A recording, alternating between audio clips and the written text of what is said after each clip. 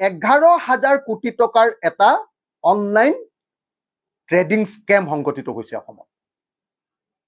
এই যে কিবা বিশাল ফুকন, এই যে কি বৰ্মন, দীপাংকৰ ন, দীপাংকৰ বৰ্মনৰ কেছটোত 7,000 কোটি টকা, বিশাল ফুকনৰ কেছটোত 2,000 কোটি টকা, 7-2 9, আৰু বাকী গোটেই অগৰং বগৰং গোটেইবিলাক ধৰিলে টোটেল হৈ গ'লগে 11,000 কোটি টকাৰ কেলেংকাৰী। এই 11,000 কোটি টকাৰ কেলেংকাৰীটোত যেতিয়া মন্ত্ৰীৰ নাম লাহে লাহে সোমাবলৈ ধৰিলে, হিমন্ত বিশ্ব শৰ্মাৰ আশে পাশেও দুজন এজন মানুহৰ ফটো চটো ওলাবলৈ ধৰিলে, মন্ত্ৰীবিলাকৰ পত্নীবিলাকৰ ফটোবিলাক ওলাবলৈ ধৰিলে, আকস্মিকভাৱে 9, 10 আৰু 11 তাৰিখৰ দিনা সোণাপুৰত উচ্ছেদ কৰি দিয়া হ'ল। আৰু এইটোতো সকলোৱে জানে যে অসমত কিবা এটা যদি চৰকাৰ বিৰোধী কিবা এটা যদি মানুহৰ প্ৰতিবাদ আহে, লগে লগে এটা ঢোল আছে, সেইটো হ'ল মিয়া ঢোল। মিয়াটোৰ ওপৰত ডগৰা কোবাই দি দিলে হৈ গ'ল আৰু লগে লগে ইছ্যু ডাইভাৰ্ট। এইটোৱে হ'ল সোণাপুৰৰ উচ্ছেদৰ মূল কাহিনী। আমি সকলোৱে জানো যে সোণাপুৰৰ উচ্ছেদটো সোণাপুৰৰ ট্ৰাইবেল মানুহক মাটি ঘূৰাই দিবৰ কাৰণে কৰা নাই। কেলে কৰা নাই মই কৈ দিম বাৰু এটা এটাকে আপোনাক। কিমান মাটি আছে সোণাপুৰত সেইটোও কৈ দিম। মোৰ হাতত একদম সম্পূৰ্ণ তথ্য আছে। গোটেই বিষয়বিলাকত লৈ আমি জড়িত নিজে, আমি ইমান দিন আন্দোলন কৰি আহিছো।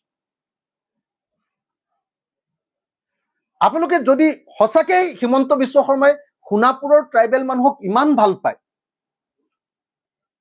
তেতিয়াহ'লে ডিমৰীয়াত সেই ট্ৰাইবেল মানুহৰ সমষ্টিটো কেলেনো SC সমষ্টি ঘোষণা কৰি দিলে? মই এটা বেছিক প্ৰশ্ন কৰিছো দেই। মই আশা কৰো আপোনালোকে বস্তুটো কেটচ কৰিব পাৰিব।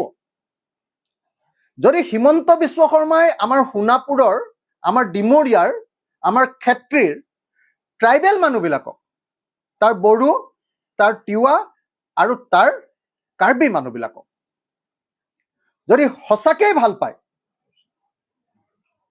তেতিয়াহ'লে ডিমৰীয়াটো ট্ৰাইবেল সমষ্টি নকৰি সেইটো কেলে SC সমষ্টি কৰি দিলে? কাৰণ তাত হিন্দু বেংগলী মানুহ আৰু হিন্দু বাংলাদেশীও তাত আছে। আপোনালোকে সকলোৱে দেখিছে। তাত অকল এটা জাতিৰ মানুহক, মিয়া মানুহৰ ওপৰত উচ্ছেদ কৰা হৈছে। নন প্ৰটেক্টেড ক্লাছ কিন্তু অকল মিয়া মানুহে নাই তাত। কেলে? 2026 চনৰ নিৰ্বাচনীৰ প্ৰস্তুতিৰ অংশৰূপে মিয়া নামৰ এই কাৰ্ডখন আকৌ খেলিবলৈ আৰম্ভ কৰা হৈছে। এই সময়ত বিজেপি চৰকাৰৰ একমাত্ৰ বস্তুটো হ'ল মুছলিম বিদ্বেষ বিয়পাই দিয়া। উজনি অসমত যেতিয়াই বিজেপি বিৰোধী ঢৌ আহি গ'ল, যোৰহাট লোকসভা নিৰ্বাচনত হাৰাৰ পাছত এতিয়া উজনি অসমৰ মানুহে বিজেপিক খেদিবৰ কাৰণে প্ৰস্তুতি চলাই আছে। উজনি অসমৰ গাঁৱে গাঁৱে স্মাৰ্ট মিটাৰৰ বিৰুদ্ধে আন্দোলন চলি আছে।